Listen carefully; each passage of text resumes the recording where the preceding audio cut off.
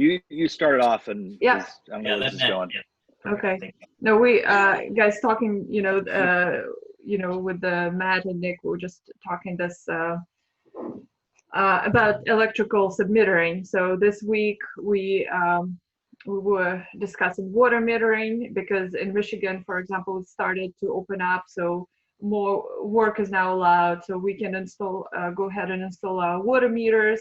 So that's great.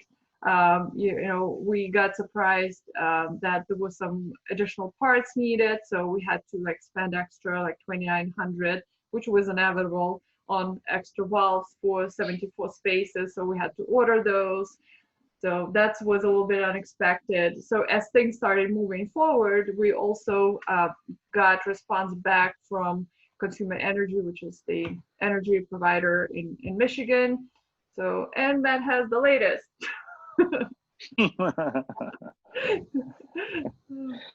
Yeah. So, so is it worth it, right? Is it worth doing the sub-metering? And we've heard from some brokers / advisors of ours that it's probably worth about a half, I guess up to, or possibly a little bit more than 0.5% cap rate, right? Uplift, because right now the park is what, it's city water, sewer, master meter electric. I mean, how many people are going to skip over this thing by at our exit, saying, well, we don't really want to deal with master meter electric. It really isn't intimidating when you get into it, but there are a lot of people who just have an aversion to weird, right? So, we've run the numbers, and what we come up with, Katrina, you ran the numbers here, and we came up to roughly like 150, right? Yeah, $150,000. Mm-hmm. Yeah, difference in cap rate. So, if you look at a break even, in a way, it's, it'd be like, okay, if we spend $150,000 on this, we get $150,000 more, it's worth it, to us. And my thought would be, it would be even, maybe even worth it if we spend a little bit more, just because it makes it that much easier to sell. You just don't want to be there and spending cycles of your time and all that stuff, in the middle of the sale, when it could have been, a lot easier if you just kind of done the conversion. So that's my thought on it anyway. Yeah, because so first we budgeted about 120,000 on electrical sub-metering. That's came from the quote from Consumer Energy, plus the city like officials, whatever it's going to cost for per meeting, plus electrician. So we also knew that we're probably going to have to break some ground there to cut out some portions of the road. So, Nick got it all quoted and got this pretty good quote on the roads. But now this week, the electrical provider surprised us with extra. What was it, Nick? What is it they gonna charge in addition to?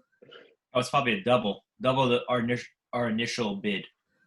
Due to a service fee, right? Like a tack on a service fee. $1,500 per home they do, which they didn't disclose that to us initially. And it's ridiculous, right? Because I remember you being really specific on, okay, this is the all-in number, right? Nothing else is involved with this, right? That's what he told us, right? We also have a buffer on that as well. So this kind of surpasses that. So again, one of those things where Consumer Energy, they kind of just, threw from left field. So the choice we have to make is whether or not we proceed or not. Right? Mm-hmm. So yeah. And Dimitri has been doing a great job working with them. So it's just one of those things that my person that from Consumer Energy didn't tell us initially. He said he wasn't aware of it. So. Mm-hmm. Yeah, well, first of, I think it's great you're going to, try and work with them and talk to them some more and just talk some sense into, what guys you're actually going to be doing there for extra 1,500. Electrical worked as well, but yeah, it's still good thinking in terms of money, like dollar for dollar, or is it also psychological barrier when someone is not that we're going to be like selling it right away, but again, it's psychological perception of how it's looking. So that's something just to keep in mind. So that's what we've been working on this week as well. All right. So, and just wrapping it up, I know we agreed that we have park manager, assistant manager. We're going to just, because they now have set hours in the office, so we basically going to make sure that we have a coverage in the office for 6 out of 7 days a week. We also determined that we're going to, make sure that our park manager and assistant, they have a completely different tasks to do throughout the week, right? So, and Nick, do you want to just say like a few words, just why we came to this conclusion?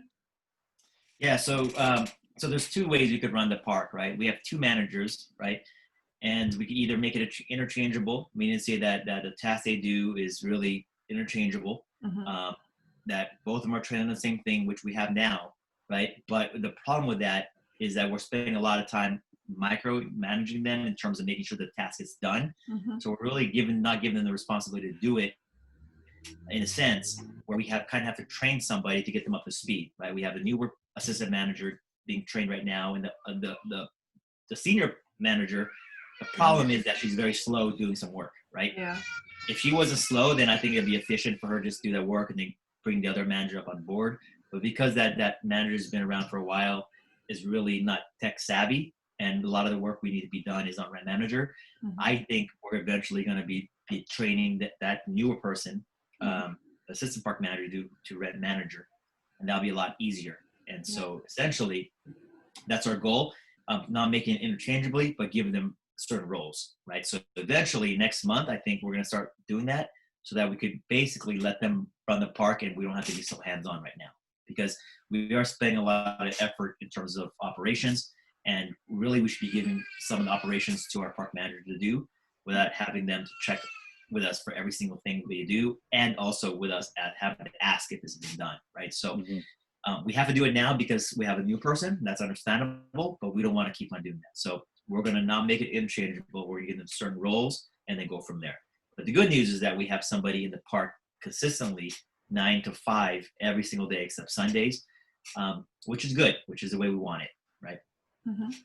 Yeah, no, that's also the thing. When you're dealing with people and employees at the park, you want to, when you bring them on board, you want to fill out what their strengths and weaknesses are.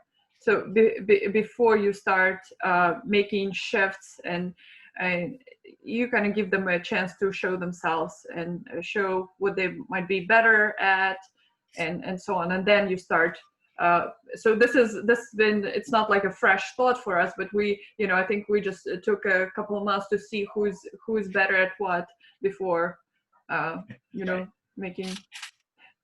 Yep. That's right. So that's our week. Some maintenance and sub-mittering, collections and HR. And the good news is that we're still getting applications. James, who was in charge of the rehabs of our homes, was on vacation in Florida for the last couple of weeks, but we had 2 new signings this week, which is great news. Mm-hmm. And we have more coming up in the next couple of weeks. So the applications keep on coming in, just a matter of being very selective, especially now. We want to make sure that the people that were prospects that were going into the homes are what we want in the park, right? So we're being a little more selective nowadays. Rightfully so, right? Yeah, no kidding. Absolutely. So good work. Another fun week, guys. Awesome. Thanks.